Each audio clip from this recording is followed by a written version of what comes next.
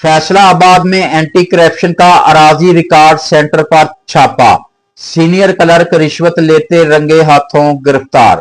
फैसलाबाद में anti corruption की बड़ी कार्रवाई। Assistant director anti corruption Sarfaraz Waraich ने जुडिशल मजिस्ट्रेट मोहम्मद आसफ पाशा के हमरा अराजी रिकॉर्ड सेंटर पर अचानक छापा मारकर शहरी से रिश्वत वसूल करने वाले senior clerk ADLR Mahmood Ahmad को रंगे हाथों गिरफ्तार कर लिया है। जराये के मुताबिक मुलजम महमूद अहमद शहरी से फर्द इंतकाल और दीगर लैंड रिकॉर्ड मामलात के औज मुबैना तौर पर भारी रिश्वत तलब कर रहा था, जिस पर मुतासरा शहरी ने एंटी करप्शन फैसलाबाद को दरखास्त दी।